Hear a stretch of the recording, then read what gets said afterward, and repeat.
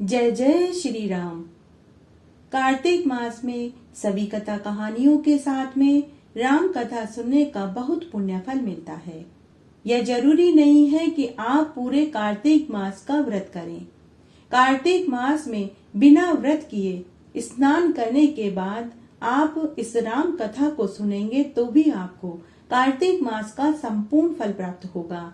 आइए अब हम कार्तिक मास में सुनी जाने वाली राम कथा को सुनते हैं। भगवान श्री राम लक्ष्मण और माता सीता पिता दशरथ जी की आज्ञा का पालन करने के लिए वनवास में चले गए। चलते चलते रास्ते में सारे तीर्थ जैसे गंगा, यमुना, गोमती वगैरह में उन्होंने तर्पण किया। वन के कंद मूल फल खाकर जीवन यापन करने लगे। इस तरह समय बीतने लगा।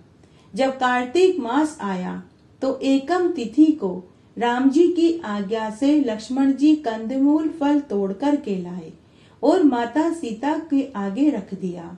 माता सीता ने 4 पतले लगाई। तब लक्ष्मण जी माता सीता से पूछने लगे कि हे माते, आपने 4 पत्तल क्यों लगाई है, जबकि हम तो 3 जने ही हैं। तो माता सीता बोली कि 1 पत्तल राम जी की, 1 पत्तल लक्ष्मण भैया आपकी, 1 पत्तल गौ माता की और 1 पत्तल मेरी है। तब राम और लक्ष्मण जी ने अपनी अपनी पत्तल उठा ली और 1 पत्तल गौ माता के आगे माता सीता ने रख दी। परंतु माता सीता ने खुद की पत्तल नहीं उठाई। साथ ही गौ माता ने भी अपनी पत्तल में से कुछ नहीं खाया। तब राम जी ने सीता जी से पूछा कि हे सीता, आपने फलाहार क्यों नहीं किया। तब माता सीता बोली कि हे प्रभु, कार्तिक मास में मेरा तो राम कथा कहने का नियम है।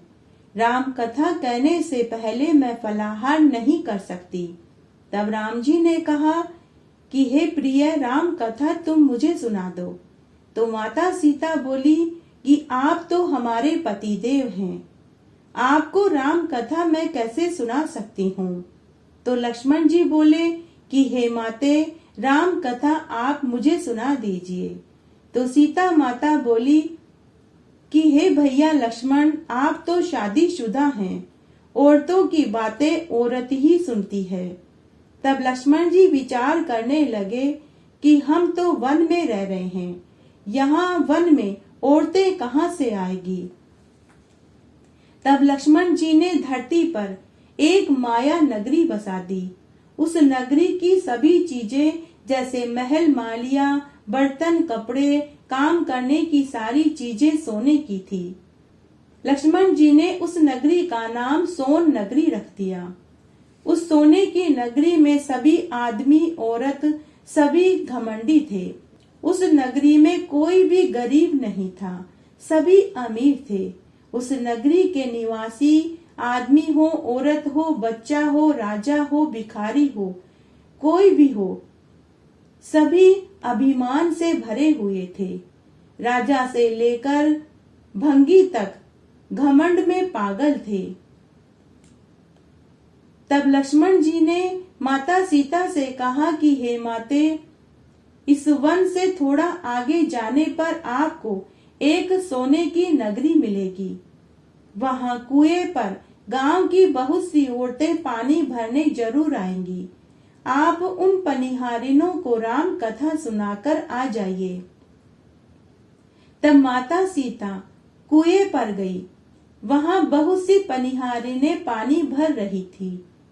तब माता सीता ने देखा कि उन सभी पनिहारनों ने रेशमी कीमती वस्त्र पहन रखे थे। उनका मटका, झालर, ईंडी सब सोने की थी। सीता जी कुएं की पाल पर जाकर बैठ गई और औरतों से बोली कि राम राम। परंतु किसी भी औरत ने राम राम का जवाब राम राम से नहीं दिया। वे सभी अभिमान में डूबी हुई थी। थोड़ी देर के बाद एक कुंवारी कन्या आई।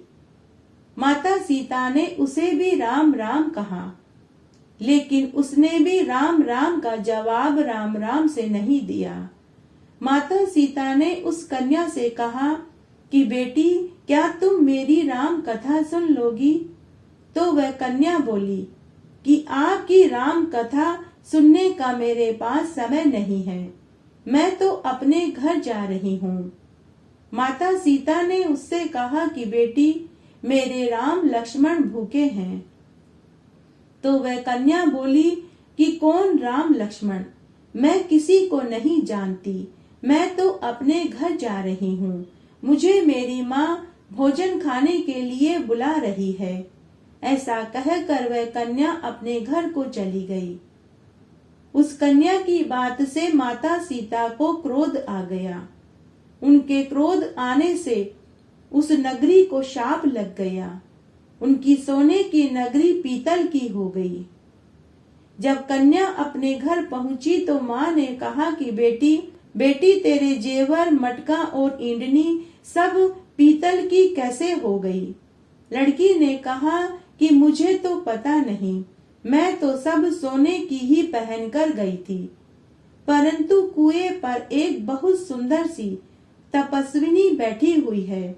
उसने मुझसे कहा कि मेरी राम कथा सुन लो, परंतु मैंने उसकी राम कथा सुनने से मना कर दिया। शायद उसने ही कोई टोना टोटका किया होगा। माँ अपनी बेटी से बोली कि बेटी, अभी तुरंत वापस जाओ और उनकी राम कथा सुनकर के आओ। वह तपस्विनी नहीं बल्कि वह तो माता सीता है। बेटी, वापस जाओ, हमारे घर की रिद्धि सिद्धि लेकर आओ। बेटी, अपनी तो पूरी ही नगरी पीतल की हो गई। लेकिन कन्या बोली कि माँ, अब मैं वापस नहीं जाऊंगी। तभी बेटे की बहू अपनी सास से बोली कि सासू माँ, अगर आपकी आज्ञा हो तो क्या मैं माता सीता के दर्शन कराऊं और साथ में राम कथा भी सुन आऊं। सास बोली कि जाओ बहू, जरूर जाओ, माता सीता के दर्शन भी करना और उनकी राम कथा भी सुनकर के आना। हमारे गहने, कपड़े, मटकी और ईंडी सभी पीतल की हो गई। तब बहू पीतल की मटकी और ईंडी लेकर कुएं की पाल पर जाकर बैठ गई। कुएं में से पानी भरती और वापस मटका कुएं में खाली कर देती। ऐसा उसने कई बार किया। माता सीता उसे ऐसा करते हुए देख रही थी। तब माता सीता ने बहू से कहा कि बहू, तुम्हारे घर में कोई कामकाज नहीं है क्या, जो तुम कुएं में से पानी भरती हो और वापस पानी कुएं में ही उड़ेल देती हो? तो बहू माता सीता से बोली कि माताजी, मैं तो अपने घर का सारा काम निपटा कर आई हूँ। तब माता सीता बोली कि बहू, तूने मुझे माताजी कहा, यह सुनकर मुझे बहुत खुशी हुई। बहू, अगर तुम्हारे पास समय हो तो क्या तुम मेरी राम कथा सुन लोगी? तो बहू बोली कि हाँ माताजी, मैं आपकी राम कथा जरूर सुनूंगी। आप अपनी राम कथा मुझे सुनाइए, मैं आपकी राम कथा सुनकर ही घर जाऊंगी। तब माता सीता कहने लगी, चंदन की चौकी, मोतियों का हार, राम कथा हमारे गले का हार। राम ध्याऊं, राम मनाऊं, राम कहे तो परदेश जाऊं। सीताजी ने बहू से कहा कि बहू, तूने मृत्यु लोक में मेरी इज्जत रखी, भगवान तेरी इज्जत रखेंगे। तूने मृत्यु लोक में मेरी सहायता करी, भगवान स्वर्ग लोक में तेरी सहायता करेंगे। सीताजी ने राम कथा सुनानी शुरू करी और बहू राम कथा सुनने लगी। माता सीता बोली, आओ राम, बैठो राम, जल भर झारी लाई राम, कीकर की दातून लाई राम, ठंडा जल भर लाई राम। सपरिवार पधारो राम, जुगला टोपी पहनो राम, कड़ा किलगी पहनो राम, माखन मिश्री लाई राम। माखन मिश्री खाओ राम, स्वर्ण सिंहासन लाई राम, स्वर्ण सिंहासन बिराजो राम, झालर टिकरा लाई राम। झालर टिकरो बजाऊं राम, शंख ध्वनि लाई राम। जुग जुग पांव लागो राम, निरखता रोमन मोहे राम। शरण अपनी ले लो राम, दूध कटोरा लाई राम। सीता चरण दबाए राम, सुखवर सेज सो राम। झालर पंखा ढोलो राम, हमें राम तुम्हें राम। रोम रोम में बसो श्री राम, घट घट में विराजो श्री राम। मुख में तुलसी बोलो राम, खाली बैठे क्या काम। जब बोलो जब राम ही राम, बोलो पंछी राम ही राम। पूर्ण होवे सब काम, मेवा चिरंजी लाई राम। रुच रुच भोग लगाओ राम, खट्टा मीठा चखो राम। चरखा परखा लाई राम, चरखा परखा चखो राम। जो भाई सो ले लो राम, मन में धोखा रखना न राम। इस तरह राम कथा पूरी हुई। तब माता सीता बोली कि बहू, तुमने हमारी राम कथा सुनी, हमारी सहायता करी, तुमने हमारे भूखे राम लक्ष्मण को खाना खिलवाया, भगवान तुमको सातों स्वर्ग का सुख देंगे। सीता माता का आशीर्वाद लेकर बहू जब घर जाने लगी तो सीता माता ने अपने गले का सोने का हार उतारकर बहू को पहना दिया। उसके बाद बहू पानी भर कर घर आई तो सासू से बोली कि सासू जी मेरा मटका सिर से उतार दो। सासू बोली कि बहू, हीरा पन्ने के गहने, कपड़े, मटका, सिर का झालर, ईंडी हीरा से झिलमिला रहे हैं, ये सभी चीजें तू कहाँ से लाई? राजा जी सुनेंगे तो हमें दंड देंगे। तो बहू बोली कि मैं तो माता सीता से राम कथा सुनकर आ रही हूँ, उन्हीं की कृपा से यह सब कुछ हुआ है। सास बोली कि बहू, अब तो तुम रोज राम कथा सुनने जाया करो और फिर तुम मुझे भी सुनाया करो। अब बहू रोज माता सीता के पास राम कथा सुनने के लिए जाने लगी और घर आकर अपनी सास को राम कथा सुनाने लगी। इस तरह सुनते सुनते 1 बरस बीत गया। तब एक दिन बहू ने माता सीता से कहा कि हे माता जी, मुझे 1 बरस आपकी राम कथा सुनते हो गया है, मैं इस कहानी का उद्यापन करना चाहती हूँ, कृपया करके आप मुझे राम कथा की कहानी का उद्यापन विधि बताइए। तब सीता माता बहू से बोली कि बहू, 7 लड्डू और 1 नारियल लेना, फिर उनके 7 भाग करना। 1 भाग मंदिर में चढ़ाना तो मंदिर बनाने जितना फल मिलेगा, 1 भाग तालाब पर चढ़ाना तो तालाब खुदवाने जितना धर्म मिलेगा, 1 भाग भागवत पर चढ़ाना तो भागवत सुनाने जितना फल मिलेगा, 1 भाग तुलसी क्यारे में चढ़ाना तो तुलसा विवाह करवाने जितना फल मिलेगा, 1 भाग कुंवारी कन्या को देना तो कन्यादान करने जितना फल मिलेगा, 1 भाग ब्राह्मण को देना तो ब्राह्मण को भोजन कराने जितना फल मिलेगा, 1 भाग सूर्य भगवान को देना तो 33 कोटि देवी देवताओं को भोग लगाने जितना तुम्हें फल मिलेगा। राम कथा की कहानी की उद्यापन विधि जानने के बाद बहू जल्दी जल्दी घर आई। 7 लड्डू और 1 नारियल लिया, उनके 7 बराबर के भाग किए, 1 भाग मंदिर में, 1 भाग तालाब में, 1 भागवत पर, 1 तुलसी क्यारे में, 1 कन्या को, 1 ब्राह्मण को, 1 सूर्य भगवान को चढ़ाया।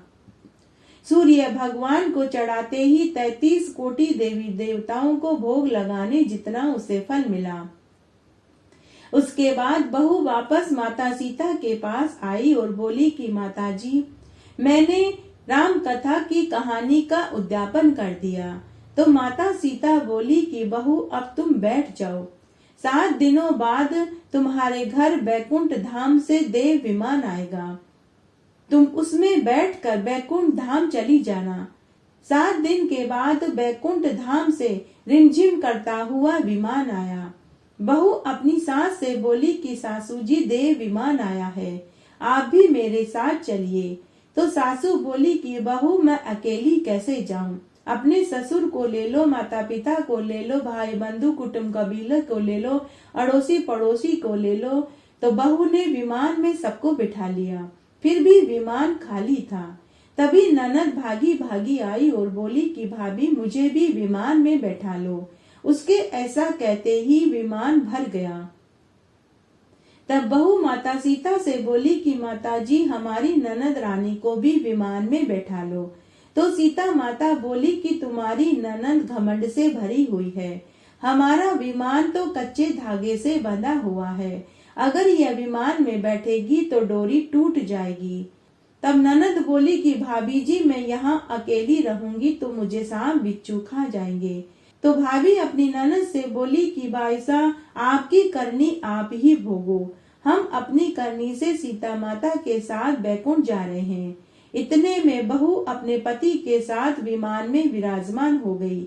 यह देख नगर के सभी लोग इकट्ठे हो गए और पूछने लगे कि बहू, तुमने कौन सा धर्म कर्म किया जो तुम माता सीता के साथ बैकुंठ धाम जा रही हो? तुमने रामायण का पाठ किया, भागवत कराई, तुमने कौन सा अखंड पुण्य किया जिससे कि स्वर्ग से तुम्हें लेने के लिए देव विमान आया है? तो बहू ने कहा कि मैंने तो माता सीता से राम कथा सुनी थी और उसका उद्यापन किया था। तो नगरी के लोग कहने लगे कि बहू, हमें भी राम कथा सुनाओ। बहू ने सबको राम कथा सुनाई। राम कथा पूरी होते ही पूरी नगरी सोने की हो गई। बहू बोली कि जो कोई भी कार्तिक मास में राम कथा सुनेगा और राम कथा की कहानी का उद्यापन करेगा तो उसे भी लेने के लिए बैकुंठ से विमान आएगा। तब सभी नगरवासियों ने राम जी की जय जयकार करी। सीता माता ने सबको विमान में बैठा लिया। विमान स्वर्ग के रास्ते चल पड़ा। जैसे ही विमान स्वर्ग में पहुंचा तो स्वर्ग के सातों दरवाजे अपने आप ही खुल गए। प्रथम द्वार पर नाग देवता खड़े मिले। सातों द्वार पार करने के बाद विमान स्वर्ग से नीचे उतरा। तब 33 कोटि देवी देवताओं ने बहू से पूछा कि बहू तुमने ऐसा कौन सा कार्य किया जिससे तुम्हारे लिए स्वर्ग के सातों दरवाजे खुले मिले? बहू बोली कि मैंने तो माता सीता से कार्तिक मास में राम कथा सुनी और उसका उद्यापन किया। तब 33 कोटि देवी देवताओं ने कहा कि बहू तुम हमें भी राम कथा सुनाओ। तो बहू उन्हें भी राम कथा सुनाने लगी।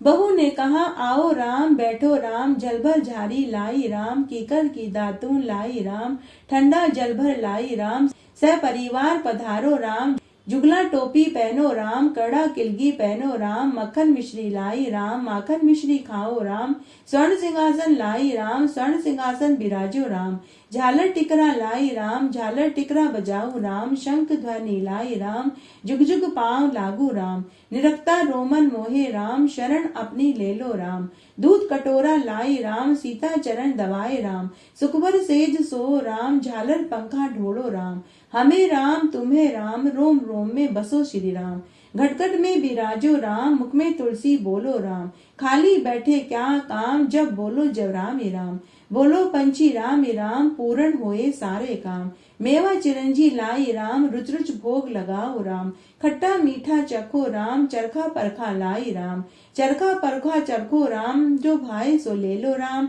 मन में धोखा न रखना राम। उसके बाद सभी देवी देवता सीता माता की जय जयकार करने लगे।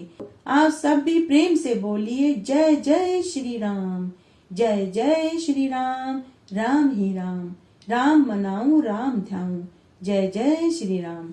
इस तरह आज हमने कार्तिक मास में राम कथा सुनी। आशा करती हूँ आपको इस कथा को सुनने का संपूर्ण फल प्राप्त होगा। मेरे साथ बने रहने के लिए आपका धन्यवाद। आगे आने वाली कथा कहानी के लिए भी आप इसी तरह मेरे साथ बने रहें। धन्यवाद।